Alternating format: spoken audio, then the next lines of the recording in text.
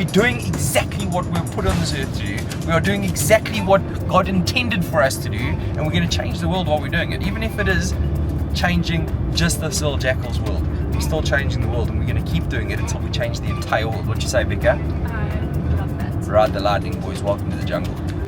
Add that little dude.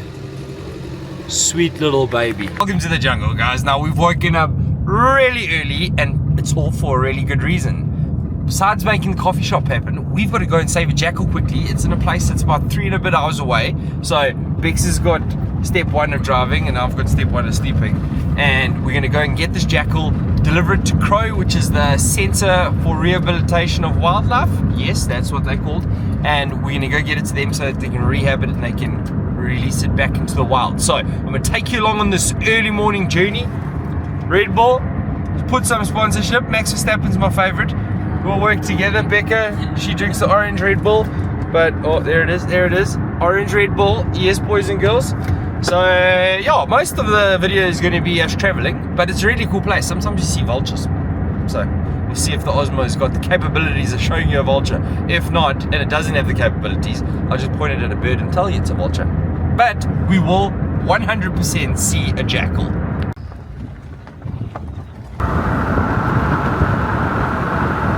Alright guys, 1.5 hours into the drive. We still got probably another hour and a half, 2 hours to go before we hit Underberg, which is literally under the Drakensberg. So it's quite a drive. Beck is still feeling good. She's driving. I'm going to drive on the way back. It's just, yeah. So we've had to sort out things for the coffee shop, make orders while we're doing this. It's just pandemonium, and I'm knackered. But I think getting a jackal might give a little bit of more excitement, and I just can't wait for this thing to get to Crow so it can be rehabbed, and I really want to try and be able to be there for the release, because I think that'll be just amazing. But yeah, I suppose this is what conservation looks like sometimes. It's like you got to wake up early and do things that probably aren't priority in your life, but you just do them anyway. But at least the view's pretty cool. Well, not yet, but I'll link some stuff up in. You'll see the view's alright. The view's alright.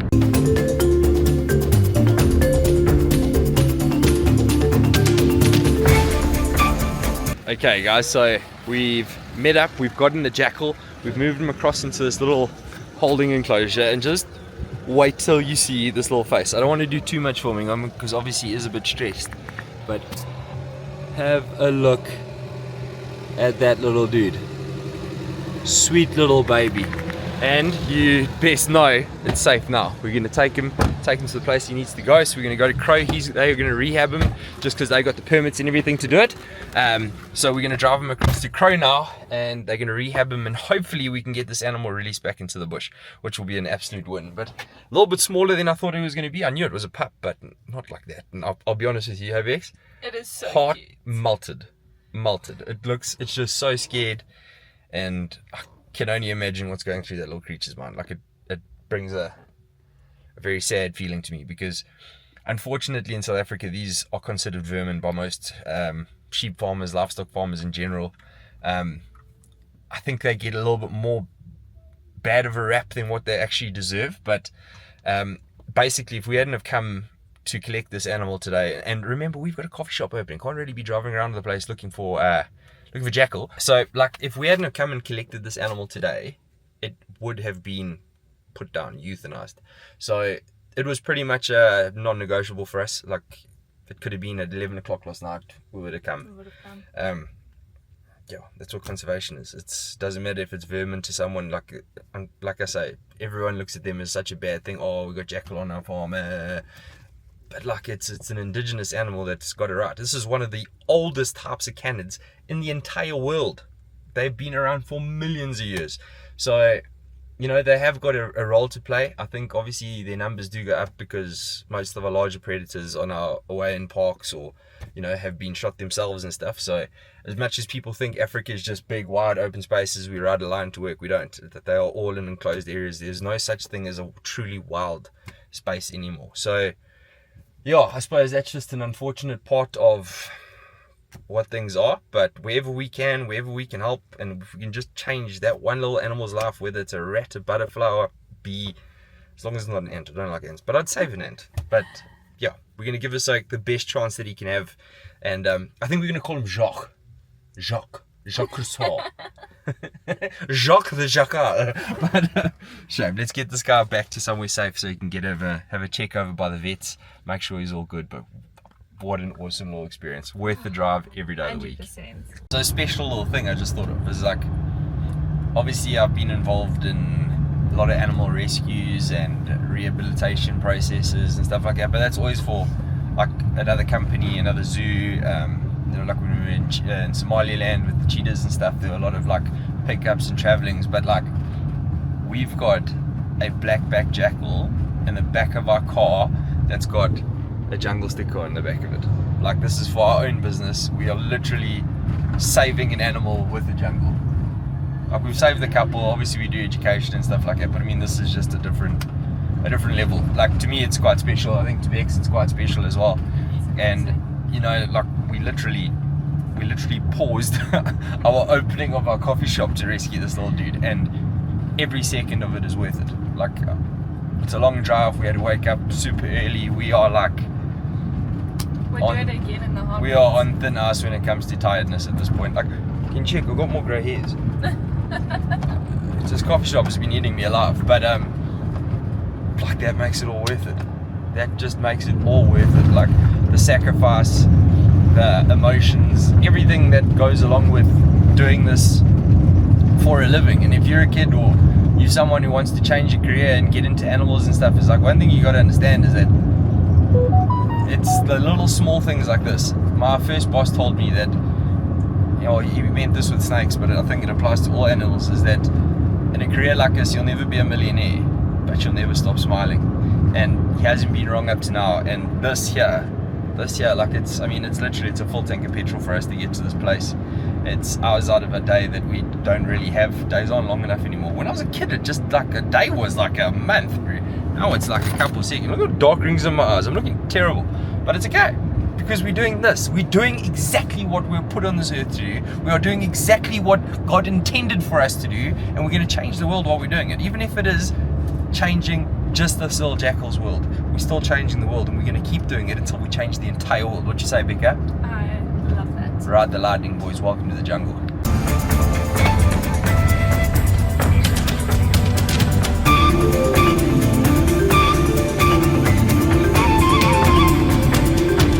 So the trip has gotten a little bit quicker at this point. He's really not looking good. I've turned him around just so I can keep a close eye on the guy. He is still breathing, but I just don't think that this animal has been given much food or water over the time. We could stop and try and do something, but it's better just to hand it over to the vets and let them do it properly, because I think at this age he's still going to be drinking milk and eating regurgitated food from the mom. So we don't want to try and give it water or anything like that. We're just going to try and get this thing to the clinic. He just needs to hang on. Hey, Bex?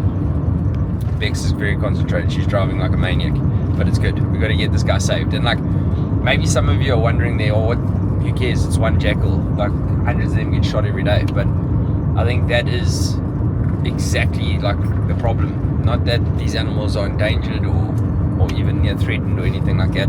It's just like, we view these things as a commodity, and they're not a commodity. That's a life. That's a living little creature that is scared, that is petrified, that is hanging on by a thread for being born in the wrong place. That's literally what it is. And like I say in all my shows, it's just because you don't like something doesn't mean it deserves to die.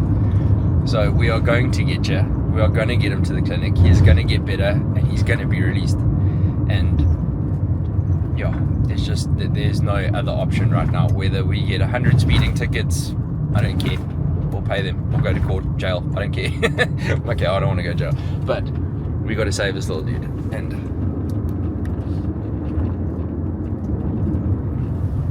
yeah, let's just get there now. And hopefully he pulls through. Hopefully be strong. We've just got to keep faith that my little Jacques is going to be okay. He's got to pull through this. We've got like an hour left of traveling, so it's still a while. We're trying to keep him as comfortable as possible. I wanted to pick him up and wrap him around with like a blanket or something, but I'm just worried that I'm going to cause more stress, which is not what we want at this point. I think this animal is literally like, it's accepted its fate at this point, and He just doesn't know what the jungle is, because we won't accept his fate. We won't accept his fate. We'll get him right. We'll get him to where he needs to be, and like I say, hopefully in a bit of time, this little dude can get back in the bush where he belongs. It feels like we've been driving for 6 days. We haven't. It's been about 8 hours of driving, but we are 3 minutes away, and our little guy's still holding on. He's still breathing. He tried to get up just now for us, and he gave a little bit of a yelp, which is very cute to hear, but not great to hear in the same time, because like I don't want him to be yelping. I don't know if there's any trauma that's been caused when he got caught by these guys, or I don't know. We're gonna figure it out soon though. Gonna get him to a vet, get him sorted out, and yeah. So we'll keep you updated. Vic is just gonna film everything until they tell us to stop filming, or maybe they don't. We just keep filming.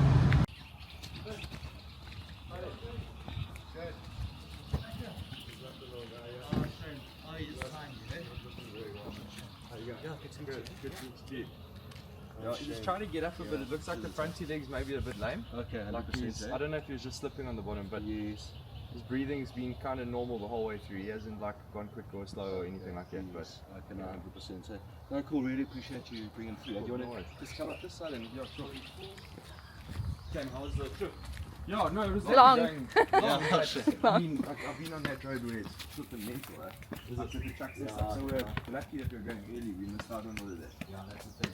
That's terrible. Yeah, and you can't have a take because the size of the potholes and all of that. Yeah, no, exactly. Yeah, no. Oh, this is Hi, good How are you? Good, thank you.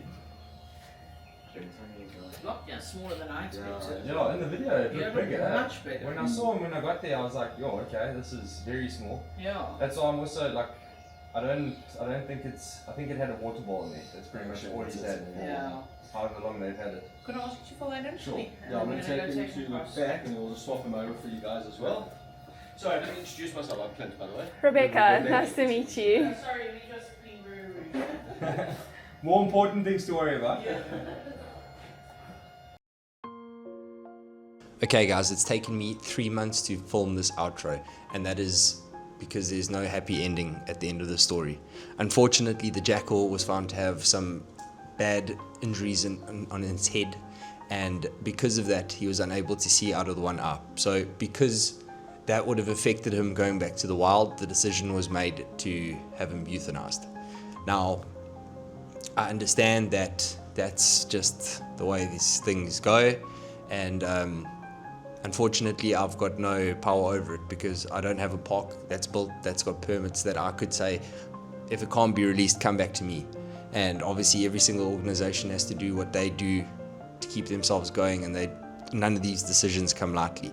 But as sad as this outcome has been, that our little Jacques is now no longer with us, and I know he did fight for a really long time. It was only about a month ago that he was actually put down, but we'd been following his story the whole way through, and he started to make some really good progress, and I thought, there's the little guy, he's going to get out.